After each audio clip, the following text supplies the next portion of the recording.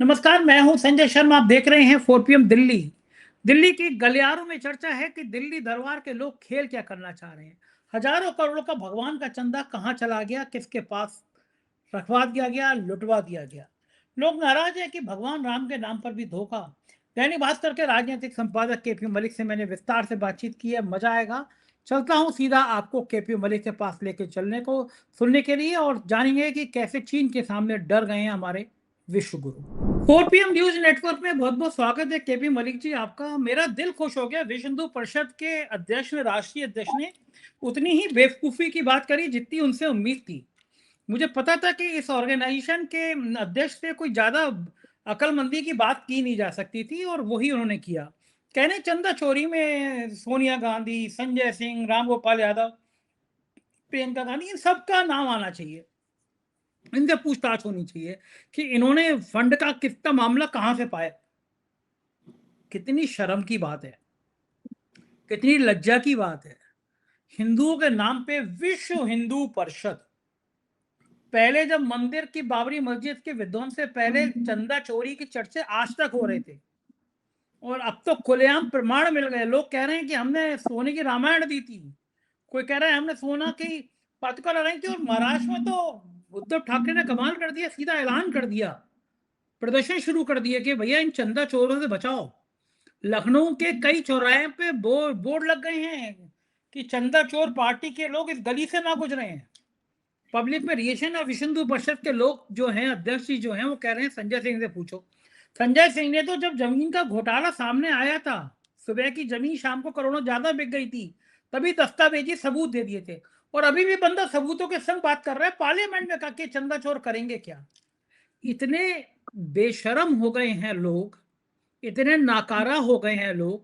भगवान के नाम पर चंदा चोरी कर रहे हैं, भगवान के जेवर चुरा ले रहे हैं, भगवान के चढ़ावा चुरा ले रहे हैं, और फिर भी सीना तान के बैठे हुए हैं। ये शायद इसी देश में संभव है। और हमारे मोदी जी और भागवत जी तो पता नहीं कौन सी केदारनाथ की गुफा में चले गए हैं। भागवत जी को बुलेट प्रूफ गाड़ियां क्या मिल गई हैं, ब्लैक एट कमांडो क्या मिल गए, वो भी गायब हो गए। दत्तात्रेय देव जी ने एक बयान देकर औपचारिकता कर ली। ये जूतों में दाल बट रही है, हो क्या रहा है। ये करोड़ों कहाँ चले गए केपी मलिक साहब, कुछ तो बताइए, कहाँ ये हजारों करोड़ का माल चला गया। भाई आपको पता नहीं है क्या? कर्नाटक में जा रहा है, वेस्ट बंगाल में जा रहा है, बिहार में जा रहा है, ऐसे ही थोड़ी हो गया है। खैर देखिए, आज संजय जी बड़ी इंटरेस्टिंग दो बात हुई हैं। वैसा तो लगभग 1 महीने से अधिक का समय हो गया है, और आपको याद होगा कि जब मंदिर चोरी का मामला सामने आया था तो चंपत राय जी ने सबसे पहले सफाई दी थी, अपना एक वीडियो रिलीज किया था, लेकिन वो बात चली नहीं है। और आज आलोक कुमार जी ने डीएसपी अयोध्या को एक चिट्ठी लिखी है कि ये जो विपक्षी दल के नेता हैं ये माहौल खराब कर रहे हैं और झूठे आरोप लगा रहे हैं, इनकी जांच की जाए। संजय जी आप ये बात देखिए कि वो राहुल गांधी, प्रियंका गांधी, केजरीवाल, संजय सिंह, इनका नाम तो लिख रहे हैं वो। उन्होंने धर्मदास जी का नाम तो लिखा नहीं, स्वामी धर्मदास जी। उन्होंने जो है विनय कटियार जी का नाम तो लिखा नहीं, वो भी विरोध कर रहे हैं। बाकी जो इतने सारे लोग हैं, वो नृत्य गोपाल जी क्या थे जो सबसे शुरू में थे, और उनके कमल नयन जी जो अभी उत्तराधिकारी हैं, वो भी कर रहे हैं। कितने साधु समाज के लोग जो है सीधा अटैक कर रहे हैं। और आज तो संजय जी एक से एक, जो स्वामी जी ने ये कह दिया कि भाई साहब ये खुश हो ले थोड़े दिन, विश्व हिंदू परिषद वाले, भाजपा वाले और संघ वाले। ये जो अयोध्या है इसके कोतवाल हनुमान जी हैं, और हनुमान जी जब इनको लेके जाएंगे और इनको पटक पटक के मारेंगे, तब इनको पता चलेगा ये बाकी लोगों से डरने वाले नहीं। ये संजय जी बेशर्मी है कि आप चिट्ठी लिख रहे हैं कि इनकी जांच कीजिए।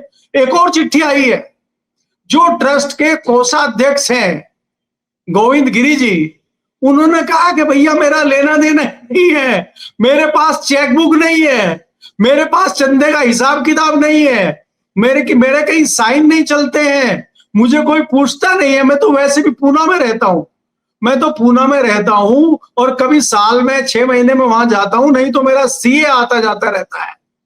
ये उनको आज याद आया है। और आपको ये भी देखना होगा कि कल अयोध्या में जो ट्रस्ट की मीटिंग है, वो मीटिंग को इन्होंने बुलाया है कोषाध्यक्ष जी ने। तो क्या ये चिट्ठी आज कल सुबह मीटिंग है और आज शाम को चिट्ठी मिल रही है लोगों को, तो ये क्या मजाक देश में चल रहा है। और दूसरा जो है, आलोक कुमार जी से कोई ये पूछे कि भैया आप तो राष्ट्रीय अध्यक्ष हैं, विश्व के अध्यक्ष हैं, आप तो विश्व हिंदू परिषद के, सबसे बड़ी डकैती का आरोप तो नपेंद्र मिश्रा जी ने लगाया था, वो भी ट्रस्ट में है, तो आप डीएसपी को उनका नाम भी तो लिखिए चिट्ठी में, ये भी तो आरोप ही लगा रहे, इन्होंने कौन सा तथ्य दे दिए। भाई संजय सिंह साहब तथ्य मांगेंगे, संजय सिंह ने तो धन्यवाद दिया है, संजय सिंह ने मीडिया से बात करके धन्यवाद आलोक कुमार जी का दिया है कि भैया मैं तो एसआईटी से भी मिला था, मैं तो इतने दिन से शिकायत कर रहा हूं। अब आलोक कुमार जी बड़े आदमी है, शायद सरकार इनकी सुन ले, एसआईटी दोबारा इनकी सुन ले और मुझे डीएसपी साहब बुलाएंगे कि भैया जो है तथ्य दीजिए, तो मैं तो तथ्य लिए घूम ही रहा हूं, तो मेरा तो रास्ता आसान कर दिया आलोक जी ने। तो देखिए ये संजय जी जिस प्रकार से लीपापोती की बातचीत चल रही है, इस चीज को बहुत अच्छी तरह मोहन भागवत जी भी समझ गए, इस चीज को बहुत अच्छी तरह नरेंद्र मोदी जी भी समझ गए हैं, इसीलिए दोनों के मुंह में दही जमी हुई है। अन्यथा आप जानते हैं कहीं छोटे से छोटा मामला भी होगा, मोहन भागवत जी तत्काल जो है अपना बयान रिलीज कर देते हैं और कहीं कुछ भी बोल देते हैं, उनका संबोधन फटाफट आ जाता है, चाहे वो मथुरा में हो, चाहे वो काशी में हो, चाहे वो किसी दूसरे गांव में हो, चाहे वो नागपुर में हो, उनका बयान आपके सामने बयान है। पाकिस्तान पे उनके कितने बयान है, हिंदू धर्म पे उनके कितने बयान है। जब मस्जिदें को निकल रही थी मंदिरों के नीचे, तो उन्होंने कहा था कि हर मंदिर के नीचे मस्जिद ना ढूंढी जाए। जब आरक्षण की बात आई थी तो आरक्षण तो जरूरी नहीं है कि सबका आरक्षण हो, तमाम चीजों पर वो वक्तव्य देते हैं, लेकिन इस पर वक्तव्य उनका नहीं आ रहा है। मोदी जी किसानों के लिए 6,000 रुपए रिलीज करते हैं, 2 दिन पहले ढोल बजाना शुरू कर देते हैं, 5 किलो राशन का लगातार ढोल बजा रहे हैं। जब कहीं किसी को खाने को देते हैं, चंदा देते हैं, छोटी मोटी चीजें करते हैं, उस पर ढोल बजाने लगते हैं। इस मामले पर ढोल बजा ही नहीं रहे, इस मामले पर ढोल जनता बजा रही है, इस मामले पर ढोल अयोध्या के वकीलों ने बजा दिया है। और आपको ये देखना होगा कि जिस प्रकार से एक सुधी वर्ग, भाई वकील को ऐसा तो है नहीं कि कोई भी छात्र उठ के चल दिए या कोई दूसरे किसान चले गए, किसानों की बात को सरकार नहीं सुन रही है। वकील भले ही तादाद में कम हो, लेकिन वो परसेप्शन बनाने में सबसे आगे हैं, उनका विचार सबसे आगे जाता है, मीडिया ने उनको कवर किया है। और अगर इतना बड़ा निर्णय वकीलों ने लिया है कि इन पर कार्रवाई होनी चाहिए और इनके लिए कोई भी वकील उपलब्ध अयोध्या में नहीं होगा, और अगर कोई वकील ऐसा करता है तो उस पर जुर्माना भी होगा, और ये नहीं कहा उन्होंने शायद पिटाई भी हो जाए, ये कहा नहीं अपने वक्तव्य में, लेकिन हो जाएगी, वकील मिलकर कर देते हैं काम, हमने कई अदालतों में देखा है। तो स्थितियां बहुत भयंकर हो चली हैं। लेकिन संजय जी बात देखने वाली ये है कि जिस प्रकार आपने आस्था का मजाक बनाया और जिस प्रकार से उत्तर प्रदेश में चुनाव है, मुझे ये दिखाई दे रहा है कि ये एक रणनीति भारतीय जनता पार्टी की है। आप चाहे इस बात को माने ना माने, भारतीय जनता पार्टी के हमारे जो पहले राष्ट्रीय अध्यक्ष थे, नितिन नवीन जी से पहले क्रांतिकारी राष्ट्रीय अध्यक्ष होते थे, उन्होंने साफ कह दिया था कि अब हमें आरएसएस की जरूरत नहीं है, हम इतने मजबूत हो चुके हैं, फिर अपने पैरों पे खड़े हो सकते हैं। तो शायद ये भारतीय जनता पार्टी ने अपने पैरों पे खड़ा होने के लिए तो आरएसएस को निपटाने का प्रोग्राम नहीं कर लिया, क्योंकि चंपत राय जी तो आरएसएस के प्रचारक है, चंपत राय तो विश्व हिंदू परिषद के हैं। तो एक तीर से दो निशाने तो कहीं भारतीय जनता पार्टी की जो गुजरात लॉबी है वो तो नहीं कर रही है। और अगर ये होता है तो इससे एक तीसरा निशाना भी ऑटोमेटिकली हो जाता है। ये माना जाता है कि बाबा के कंधे पे हाथ आरएसएस का है, बाबा की पीठ पे हाथ आरएसएस का है, मोहन भागवत का है। तो जब मोहन भागवत ही नहीं पड़ जाएंगे, जब आरएसएस ही कमजोर पड़ जाएगी, तो बाबा क्या करेंगे? तो आपको ये देखना होगा कि इसमें भारतीय जनता पार्टी का क्या रोल है, क्योंकि इतना सब होने के बाद में भी भारतीय जनता पार्टी के जितने विद्वान एमपी हैं, आप भी जानते हैं कई सारे विद्वान एमपी हैं, उसमें कुछ यूपी के हैं, कुछ वहां झारखंड वगैरह के हैं, वो नहीं बोल रहे, अभी कुछ नहीं बोल रहे, इनके प्रवक्ता कुछ नहीं बोल रहे हैं। इनके प्रवक्ता घोटाले ला रहे हैं निकाल के, कर्नाटक के या जहां जहां सरकार कांग्रेस की है, तेलंगाना के घोटाले ला रहे हैं छोटे मोटे, और वो उनपे जो है प्रेस कॉन्फ्रेंस दिल्ली में कर रहे हैं, जो बड़े चैनल भी कवर नहीं कर रहे। यहाँ पे जो मुझे ध्यान देने वाली बात लगती है वो ये है, जो भारतीय जनता पार्टी के या सरकार के गोदी मीडिया चैनल थे, वो क्यों राम मंदिर को इतना दिखा रहे हैं? वो तो हमसे भी आगे चले गए। हम लोग थोड़ा वैसी चर्चा करते हैं, वो तो भिगो भिगो के मार रहे हैं। तो इससे समझ में आता है कि इशारा कहीं और से है संजय जी। ये सारी चीजें ऐसा सिस्टम बन गया है कि धीरे धीरे खुलेंगे पत्ते और धीरे धीरे चीजें समझ में आएंगी।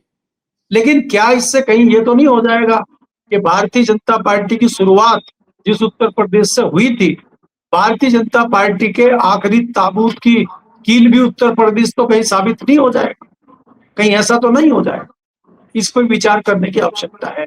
जी बिल्कुल ठीक कह रहे हैं मलिक साहब, स्थितियां तो खराब हो ही रही हैं। और मजे की बात यह है कि जब शुरुआत में ही अखिलेश यादव ने इसका खुलासा किया था, पवन पांडे ने उनको बताया था और फिर खुलासा किया था अखिलेश यादव ने, तो डिप्टी सीएम ब्रजेश पाठक ने कहा ये बावरवादी मानसिकता के लोग हैं, बावर के हैं ये लोग, भगवान राम को क्या समझें। तब तो ब्रजेश पाठक को या तो पता नहीं था या छुपा रहे थे, वो सभी छुपा रहे थे कि मामला खोले ना। और जब एक के बाद एक परत खुल गई कि कौन कौन चुरा के ले गया, तो मुझे नहीं पता कि ब्रजेश पाठक जी ने बताया नहीं है, बताया अभी तक कि चंपत राय असली बाबर के औलाद थे, तभी वो भगवान राम के मंदिर में चोरी करके ले गए। लेकिन आज जब नितिन नवीन आए तो वो भली वो संघ के कितने भी कोई आदमी खरीदे, आम चारपाई पे बैठ के उन्होंने ब्रजेश पाठक के घर पे खाए। उसकी बड़ा बढ़िया था।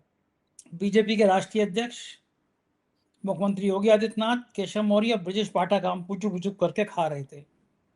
और मैं सीन देख के पढ़ रहा था कि मैंने वो चतुर्सेन की बहुत सारी किताबें पढ़ी थी, आचार्य चतुर्सेन की, और कई सारी ऐतिहासिक किताबें पढ़ी। राजा का दरबार होता था, उसमें षड्यंत्रों का अड्डा होता था। राजा है, वजीर है, मंत्री है, सब भोजन कर रहे हैं और सबके मन में आ रहा है एक दूसरे को जहर कब दे दें। मेरा आम के जहर से कोई तात्पर्य नहीं है, लेकिन वहां पे कल्पना करिए, नितिन नवीन मोदी शाह के आदमी, अगर आज की रणनीति में बात करें तो भागवत के अगेंस्ट, क्योंकि मोदी भागवत की पढ़ती नहीं है। ब्रजेश पाठक दिल्ली दरबार के अमित शाह के करीबी आदमी, ब्रजेश पाठक के बाद केशव मौर्य दिल्ली दरबार के आदमी, और योगी आदित्यनाथ आरएसएस के आदमी। ब्रजेश पंकज पाठक चौधरी, और केशव, पंकज चौधरी भी दिल्ली के हैं। पंकज चौधरी भी दिल्ली दरबार के आदमी, 4 लोग बैठे हुए, योगी आदित्यनाथ अकेले बैठे हुए। हम लोगों के यहाँ तो जब हम पढ़ते तो कहा जाता था रजिया फंस गई गुंडों में।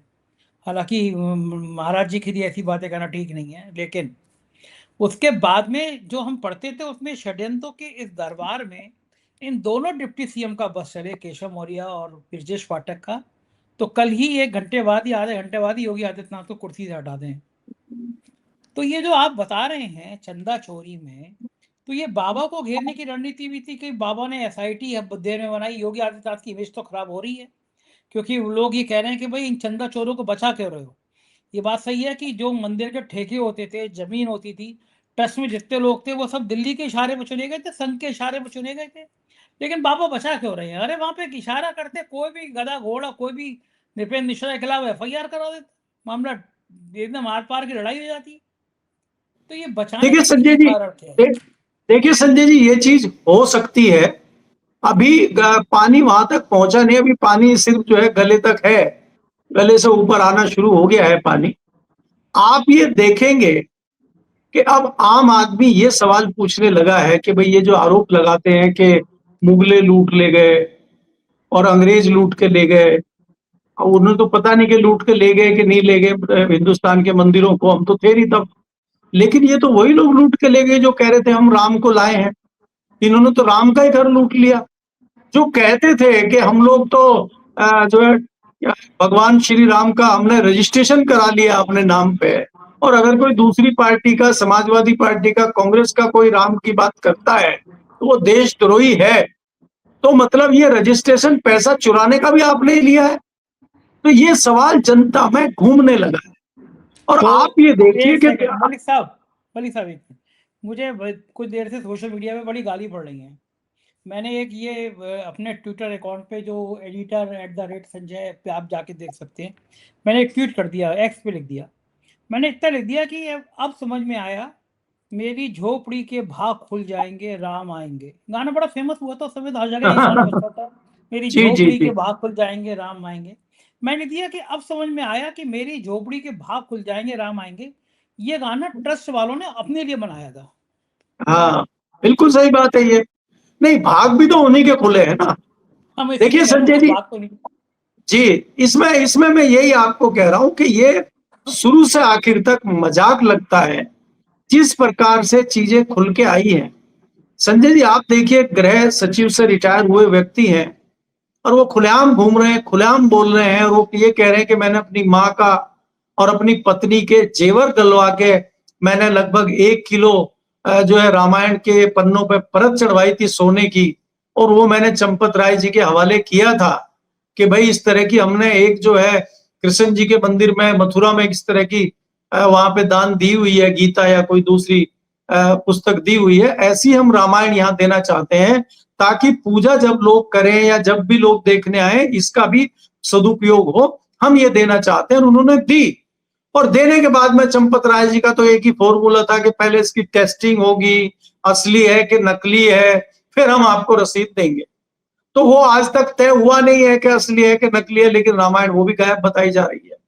और उनका कहना है वो छोटे मोटे व्यक्ति तो है नहीं, इतने बड़े नौकरशाह है। वो नपेंद्र मिश्रा के पास गए तो नपेंद्र मिश्रा ने कहा भैया हमारे हाथ में तो कुछ है नहीं, वहां तो सब चंपत राय जी करते हैं। और वो भी चंपत राय के पास ही हमें भेज दिया और हम आज तक घूम रहे हैं और चंपत राय जी का समय चंपत होने का आ गया और हमें रसीद मिल नहीं रही है, ना हमारी जो है रामायण मिल रही है। तो जब इस तरह के लोग आरोप लगा रहे हैं संजय जी, जो छोटे लोग होंगे जिन्होंने 10,000, 20,000, 50,000, 1 लाख रुपया दिया होगा, उनकी तो कोई गिनती नहीं है। तो ये जो जितनी चीजें सामने आ रही हैं, मुझे लगता है कि इससे भी कहीं अधिक मामला निकलेगा जब जांच होगी। अभी तो जांच भी बहुत शुरुआती दौर में है, अभी तो एक एक परतें खुलती हुई नजर आ रही हैं। अभी जितने भी लोगों के बयान आए हैं, जितने भी लोगों ने खुल के बोला है, उसमें सर्वाधिक जो तथ्यों के साथ बात की है उसमें महिपाल ने की है।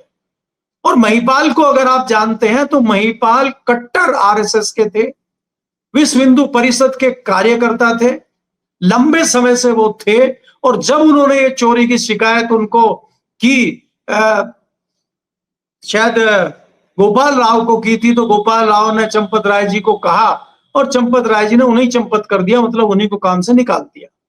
तो इसके मायने क्या है? जब इतना बड़ा व्यक्ति, इतना समर्पित व्यक्ति को हटाया जा सकता है तो नीचे कितने लोगों को हटाया गया होगा और कितने लोगों को लाया गया होगा। जो करीब से जानने वाले लोग हैं उनका कहना यह है कि ये जो रैकेट चल रहा है ये बहुत बड़ा रैकेट है और ये जनता जो अयोध्या की है उसमें लगातार ये चर्चाएं चल रही हैं और उसी का नतीजा है कि 2024 में भारतीय जनता पार्टी को यहाँ जनता ने अयोध्या की और भगवान राम ने धरती दिखाई है। और खाली आप अयोध्या में ही नहीं, अगर आप विश्लेषण करेंगे अयोध्या के चारों तरफ की लगभग 1 दर्जन सीटें भारतीय जनता पार्टी हारी है। तो ये राम का ही प्रकोप है। आप जिस मंदिर के नाम पे, जिस भगवान राम के नाम पे 3.5 दशकों से राजनीति कर रहे थे, जिसको आप कहते थे कि हमारा अधिकार है भगवान श्री राम पे, उसी श्री राम को लूटने का काम कर दिया। तो यहाँ जो जनता की भावनाएं आहत हुई हैं, जनता वापस अब इनके साथ आएगी, जनता इनको जूता नहीं मारेगी। अब मुझे नहीं लगता कि ये मामला इतना बनेगा जितना था। अब तो भारतीय जनता पार्टी भी इस मामले को किसी तरह समेटना चाहती है और चुनाव में जरूर वो हथकंडा अपनाया जाएगा जो वेस्ट बंगाल में अपनाया गया है, क्योंकि जनता तो विरोध में आ गई है, साफ साफ दिखाई दे रहा है। तो कोई दूसरा ही तरीका होगा जिससे सरकार बनाने की कोशिशें की जाएंगी। अब पार्टी तोड़ेंगे, क्योंकि पार्टी तोड़ने का अभी चल रहा है कि पहले जरा पंजाब को तोड़ लें। क्योंकि देखिए भारतीय जनता पार्टी जहां मुश्किलात दिखाई देती है और जहां कई राजनीतिक व्यक्ति कहते हैं कि असंभव है, उसको संभव करती है। पहले बाकी से तो निपट लेंगे बाद में। पहले उड़ीसा में सरकार बनानी है जहां लोग कहते थे भाजपा के लिए असंभव है, वेस्ट बंगाल में सरकार बनानी है जहां लोग कहते थे भाजपा के लिए असंभव है, बिहार में अपना मुख्यमंत्री बनाना है जहां लोग कहते थे असंभव है। तो अब जो एक असंभव पिछले काफी दिनों से पंजाब में चल रहा था कि असंभव है, क्योंकि वहां पे हिंदू मुस्लिम का मामला तो है नहीं पंजाब में। पंजाब में तो सिख और हिंदुओं की टशन रहती है और आप अगर सिखों को और हिंदुओं को किसी तरह से कुछ कर देंगे तो शायद भारतीय जनता पार्टी का मामला बन जाए और उसमें भारतीय जनता पार्टी एक्सपर्ट है। तो भारतीय जनता पार्टी कुछ कांग्रेस के सिखों को तोड़ के उधार का मुख्यमंत्री या उधार का नेता उन्हीं को बनाना चाहती है, जिस तर्ज पे उन्होंने आसाम में और वेस्ट बंगाल में बनाया है। तो भारतीय जनता पार्टी की कोशिश उत्तर प्रदेश से कहीं ज्यादा पंजाब में है, भले ही छोटा राज्य हो, लेकिन पंजाब परसेप्शन बड़ा बनाता है। एक नई रणनीति भारतीय जनता पार्टी कर रही है कि पहले पंजाब में बनाओ, उत्तर प्रदेश में तो हम बना ही लेंगे और बाबा को भी ठिकाने लगा ही लेंगे। बाबा कौन सा अकेला ठीक कुछ बात कर है, पाएगा? जब जब ठीक बात आरएसएस है, निपट जाएगी, वीएचपी निपट जाएगी, तो अकेले बाबा का सोटा क्या कर पाएगा? सोटे में ठीक भी बात। दीमक लगा देंगे। जी। अभी मैं पंजाब गया था, मैंने वहां कुछ लोगों से बात करी, मुझे लगता है भगवंत मान वहां बहुत बहुत मजबूत स्थिति में है। भाजपा वहां तीसरे नंबर की ईमानदार टाइप की जीत वीत हासिल कर ले, 2-4 सीटें आ जाए, इसी लेवल पे है। लेकिन आप सही कह रहे हैं, षड्यंत्रों की कोई सीमा नहीं है। एक खबर और बड़ी आई थी ना, भारत टाइम्स में भी खबर वो आई कि भारत जो है वो चीन के दबाव में कंप्रोमाइज कर रहा है, कुछ अपनी शर्तें हटा रहा है। चीन की कंपनियों को टेंडर में बोलने के लिए आमंत्रित किया जा रहा है। कहाँ तो चीन को लाल लाल आंखें दिखा रहे थे, कहाँ ये आलम है कि आपको याद होगा मलिक साहब, गलवान पिक्चर बन रही थी सलमान खान की, वो गलवान घाटी के ऊपर वो युद्ध हो रहा था, उसके ऊपर बनी थी पिक्चर। तो मैं मुंबई में अपना ऑफिस देख रहा था, तो देखते देखते मैं गया एक ऑफिस में, तो वहाँ पे फिल्म प्रोडक्शन का ऑफिस था, कई पिक्चरों के पोस्टर लगे हुए थे। तो जिनका ऑफिस था वो भी बैठे हुए थे, तो मेरा परिचय हुआ, तो मैंने कहा आप क्या करते हैं? बोले मैं डायरेक्टर हूँ, गलवान पिक्चर बना रहा हूँ। तो मेरी और भी बातें हुई, फिर वो ऑफिस खाली करके 3 साल छुट्टी पे जाने की बात कर रहे थे। पता चला कि गलवान में कुछ सीन थे, जैसे धुरंधर में पाकिस्तान के खिलाफ सीन होते हैं, ऐसे ही गलवान में चीन के खिलाफ थे। अब जब गलवान पे युद्ध बन रहा है तो भारत जिंदाबाद और चीन मुर्दाबाद होगा। लेकिन विश्व गुरु के इशारे पे पिक्चर की शायद मैसेज कर दिया गया कि ये पिक्चर रिलीज नहीं होगी, हम चीन के कोई पंगा लेने की स्थिति में नहीं है, चीन के खिलाफ कुछ नहीं जाएगा। पिक्चर बन के तैयार थी, सुना जाता है कि 50% पिक्चर फिर शूट हुई, लेकिन थोड़ा बहुत तो दिखाना था। बोले नहीं नहीं, सवाल ही नहीं है, चीन के खिलाफ कुछ नहीं दिखा सकते आप। तो उसका नाम बदल के मातृभूमि रखा गया। अब पिछले कुछ दिनों पहले सेंसर बोर्ड ने सुना है फिर रोक दी वो पिक्चर। पाकिस्तान के खिलाफ तो हर पिक्चर में गाली दे दो। कल मैं अल्फा पिक्चर देख कर आया, उसमें भी पाकिस्तान था, धुरंधर में भी पाकिस्तान था। चीन के खिलाफ एक पिक्चर बन रही, गलवान के बहादुरों को नमन करते हुए पिक्चर बन रही। गलवान पे शहीद हुए परिवार अगर वो पिक्चर देखते तो अपने परिजनों की बहादुरी याद आती। लेकिन गलवान को आज 1.5-2 साल हो रहा है, पिक्चर बनाने की अनुमति ग्रीन झंडी नहीं मिल रही है कि चीन के खिलाफ नहीं बोल रहा है। और अब खबर पर आ रही है कि चीन के कंपनियों को अपने यहाँ टेंडर में अनुमति दी जा रही है, वो टेंडर डाल सके। विश्व गुरु का कलेजा पहले अमेरिका के आगे झुक गया, कांप गया। अब 56 इंच का सीना चीन के आगे कांप गया। हो क्या रहा है, क्या लग रहा है आपको मलिक साहब? संजय जी देखिए, पहले तो मैं आपने जो लास्ट में खत्म किया था पंजाब का, पंजाब में इसमें कोई दो राय नहीं है, आम आदमी पार्टी की सरकार है, आम आदमी मजबूत है। लेकिन हमें वो देखना चाहिए कि ममता बनर्जी भी मजबूत थी। दूसरी सही बात बात। यह है कि आम आदमी पार्टी के 7 सांसद टूट के भाजपा में आ चुके हैं। दूसरा, अगर भारतीय जनता पार्टी ये चड्ढा जैसे व्यक्ति को मंत्री बनाती है तो इनको तो कोई पूछता नहीं है। लेकिन भारतीय जनता पार्टी ने जिस प्रकार से सिख समाज के व्यक्ति को मंत्री केंद्र में बनाया था, तो उसका एक मैसेज सिखों में भी जाता है। तो भारतीय जनता पार्टी अपने बलबूते वहां ना सरकार बनाने का विचार करेगी, ना सोचेगी। वो कांग्रेस से तोड़ के किसी कांग्रेस के व्यक्ति को ही, सिख समाज के व्यक्ति को इस तरह का प्लान बना सकती है। इस तरह की बातें चल रही है। खैर, अब हम चाइना पे आते हैं। संजय जी, मैंने अभी 2 दिन पहले ही आर्टिकल लिखा है कि हमारी जो अर्थव्यवस्था है वो विदेशी दबाव में है, चाहे उसमें अमेरिका हो, चाहे उसमें इजराइल हो, चाहे उसमें चाइना हो। पहले ये होता था कि हमारी दोस्ती रशिया के साथ थी, अब हम रशिया के दबाव में रहे, रशिया के साथ हम दोस्ती में लेन देन करें, रशिया के साथ हम कुछ भी करें। ये था कि हम रशिया के साथ हैं और हमारी लड़ाई और हमारे मतभेद हमेशा चाइना के साथ और अमेरिका के साथ रहे हैं, इसमें कोई दो राय नहीं है। पाकिस्तान के साथ ज्यादा मतभेद हमारे इसलिए भी रहते हैं कि उसके पीछे कहीं ना कहीं अमेरिका उसकी हेल्प करता है। आजकल तो चाइना भी बहुत अच्छे से कर रहा है पाकिस्तान की हेल्प। तो पाकिस्तान के पीछे पहले अमेरिका खड़ा रहता था और इतना क्रांतिकारी देश है पाकिस्तान, आज उसके पीछे अमेरिका भी खड़ा है और चाइना भी खड़ा है, जो आपस में धुर विरोधी है। और भारत फिर भी नमस्कार दोनों को कर रहा है। तो ये जो करिश्मा हुआ है, ये हमारे जो महामहिम हैं, हमारे जो महामानव हैं, हमारे जो ये बायोलॉजिकल व्यक्ति हैं, इनकी वजह से ही तो संभव हो पाया। तो इसमें क्या है कि चाइना का ये दबाव, चाइना की ये चीजें पहली बार नहीं है। बहुत सारी चीजें हैं जो हमें फाइनेंशियली, अर्थशास्त्र के हिसाब से और आपके इंपोर्ट और एक्सपोर्ट के हिसाब से बहुत बड़ा नुकसान कहीं ना कहीं भारत को हो रहा है और विदेशों को फायदा हो रहा है।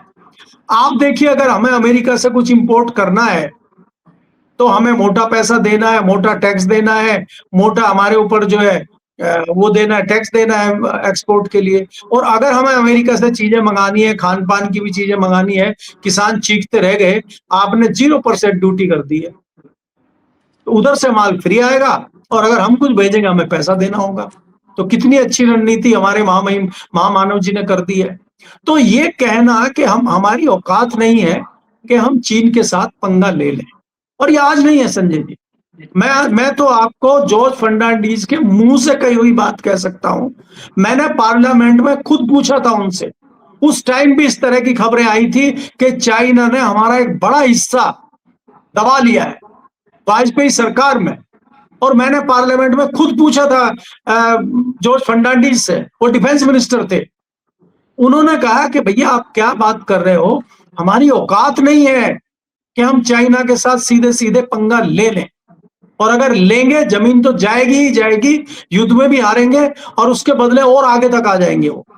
तो इसलिए जो हो गया, इस पर पर्दा डालो, कोई मीडिया में कोई खबर नहीं छापेगा, कुछ नहीं छापेगा, ये देश हित का मामला है, डिफेंस का मामला है। तो हम जैसे लोगों को तो पता है चीजें, और उस टाइम का भारत और आज का भारत आपके सामने है। आज आप अगर देखेंगे, हम खोखले हो चुके हैं सब चीजों से। दिखाने के लिए बड़ी बात हो सकती है, अगर आप सेना की बात करते हैं तो सेना तो सिर्फ अड़ानी के लिए काम कर रही है। सेना देश के लिए काम कर रही हो, ये सोच के भी डाउट होने लगता है। जिस प्रकार से आप देखते हैं कि भूमि अधिग्रहण हो रहा है, फैक्ट्रियों में चीजें हो रही हैं, कहीं अडानी जी के प्लांट हैं, चाहे वो एयरपोर्ट हैं, उनकी रक्षा करने के लिए आपने सेना को लगाया हुआ है। सेना बॉर्डर पर उस तरह से नहीं है अभी। हथियार हमारे कहाँ आ रहे हैं, कहाँ जा रहे हैं, कोई हिसाब किताब है? आज तक कोई प्रेस कॉन्फ्रेंस इस तरीके से हुई है? इससे बड़ा दुर्भाग्य संजय जी क्या होगा? ऑपरेशन सिंदूर में डिफेंस मिनिस्टर पार्लियामेंट के अंदर वक्तव्य देते हैं कि हमारा कोई नुकसान नहीं हुआ है, और अभी सेना बता रही है कि हमारे 6 कीमती जवान मारे गए। तो ये क्या, इसका मतलब डिफेंस मिनिस्टर ने पार्लियामेंट में खड़े होकर झूठ बोला था? तो ये क्या हो रहा है? मतलब ये है कि आप जो है इतने बेशर्म हो चुके हैं कि आप वैसे तो जुमलेबाजी करते ही फिरते हैं बाहर, आप पार्लियामेंट के अंदर भी जुमलेबाजी कर रहे हैं। तो जो व्यक्ति इस तरह की जुमलेबाजी कर रहे हो, उनकी आपको लगता है औकात होगी चीन जैसे देश से पंगा लेने की, जहां अमेरिका की नहीं हो रही है? आज अगर मेरा पर्सनल मानना है, निजी मेरा मत यह है कि अगर आज अमेरिका पीछे हटा है ईरान से, तो उसको कहीं ना कहीं आभास हो गया है कि ईरान की मदद कहीं ना कहीं चीन कर रहा है पाकिस्तान के थ्रू। और अगर अमेरिका को यह लग जाए कि चीन इंडिविजुअल है, चीन कुछ नहीं कर रहा है, वो खत्म कर देगा ईरान। लेकिन उसको पता है कि ईरान के पीछे चाइना खड़ा हुआ है, तो उस चाइना के सामने भारत की कोई हैसियत है? हमें कोई ये कहने का, ये करने का नहीं होना चाहिए। हम भी देशभक्त लोग हैं, हमें अपने देश के बारे में इसलिए इस तरह की चीजें नहीं बोलनी चाहिए। लेकिन ये दुर्भाग्य है और दुखी मन से कहना पड़ता है कि हम जो आज इस स्थिति में पहुंचे हैं, हम जो आज ऐसे मोड़ पे खड़े हैं, इसका जिम्मेदार कौन है? जो भी व्यक्ति इसका जिम्मेदार, जो भी व्यक्ति इसका, हर चीज के जिम्मेदार चाचा नेहरू नहीं, चाचा नेहरू जिम्मेदार हैं, लेकिन कई सारी चीजों के लिए चाचा नेहरू तो जो अयोध्या में राम मंदिर में चोरी हो रही है उसके जिम्मेदार भी चाचा नेहरू और राजीव गांधी हैं। देखिए भाई, आप राजीव गांधी हो चाहे चाचा नेहरू हो, वो नहीं है तो प्रियंका गांधी और सोनिया गांधी उसके जिम्मेदार हैं जो चोरी हो रही है। प्रियंका गांधी का अभी कुछ महीने पहले आपके पड़ोस में दिल्ली देहरादून एक्सप्रेसवे का, हाईवे का उद्घाटन विश्व गुरु ने किया था। धड़ाम से वो पहला एक्सप्रेसवे वो है, पहली बारिश में धस गया। तो चाचा नेहरू की गलती है, ऐसी टेक्नोलॉजी क्यों नहीं बनाई उन्होंने? उससे बनानी चाहिए थी उनको कि धसते नहीं है। संजय जी देखिए गडकरी ने ये कई साल पहले ये कहा था कि 2024 तक माननीय प्रधानमंत्री मोदी जी के नेतृत्व में ऐसी सड़कें भारत में हो जाएंगी 2024 तक कि अमेरिका भी हमसे पीछे होगा। तो अमेरिका हमसे पीछे है। हेमंत भाई, हेमंत के गाल जैसी। तो 12,000 करोड़ रुपए का दिल्ली से देहरादून हाईवे बनाया गया और उस हाईवे पे कुछ चंद महीने हुए हैं, गड्ढे हो गए हैं और वहां एक्सीडेंट होकर कई परिवार मर चुके हैं और ये अपना राम मंदिर चोरी में लगे हुए हैं। दूसरा ये है कि उस पे इतना विवाद है अभी भी, उस पे कहीं कट नहीं लगा है, किसान धरने पे बैठे हैं, कहीं किसी को मुआवजा नहीं मिला है और जो है आपने उसको चारों तरफ से बंद कर दिया, उसके ऊपर कोई चढ़ नहीं सकता है, उस पे उसके ऊपर सिर्फ कारों से टोल वसूला जाएगा और ये अडानी जी के ट्रक चलेंगे उस पे। दिल्ली से वो राशन और माल लेके जाएंगे और उधर से देहरादून से जो है वो खनन का सामान लेके आएंगे। वो तो सिर्फ इसलिए बनाया गया। तो इसलिए धन्यवाद। इसलिए कुछ भी कहना, आज कुछ भी कहना आपके सामने चीजें दिखाई है कि हम इस स्थिति में क्यों पहुंचे, कैसे पहुंचे हैं, इसका आकलन कोई करेगा या अंधभक्ति चलती रहेगी, ये देखने वाली बात है। ये जो बिल्कुल ठीक अयोध्या बात है। मंदिर में हुआ है, ये जो अयोध्या मंदिर में संजय जी हुआ है, ये एक मील का पत्थर साबित होगा। अगर इतना होने के बाद में भी अंधभक्त इनके पीछे रहते हैं तो फिर देश का दुर्भाग्य है, उसको कोई नहीं बचा सकता। जी बिल्कुल बिल्कुल ठीक कह रहे हैं मलिक साहब, बहुत बहुत शुक्रिया, आपने तो समय दिया, बातचीत की, थैंक यू। ये थे केपी मलिक जी और उन्होंने कितनी तार्किक बातें की हैं। बताइए क्या हो रहा है? योगी जी के संग बैठ के आम खा रहे हैं बीजेपी के राष्ट्रीय अध्यक्ष और चंदा चोरी के चंपत राय चंपत हो गए। कोई एफआईआर नहीं हो रही है, ढंग के लोगों पे नृपेंद्र मिश्रा बचे हुए हैं और आपको मूर्ख बनाया जा रहा है। बड़े बड़ी बातें, बड़े बड़े भाषण, भगवान के नाम पर धोखा। अब भी वक्त है, समझिए आपकी ये चंदा चोर पार्टी आपके और आपके बच्चों का भविष्य कभी सही नहीं कर सकती। दिमाग को विकास की तरफ ले जाइए, अब्दुल की चूड़ी टाइट करने में मत लग रही है, ये देश को तबाह कर देंगे। मेरी बात से सहमत हो तो कमेंट जरूर कीजिएगा।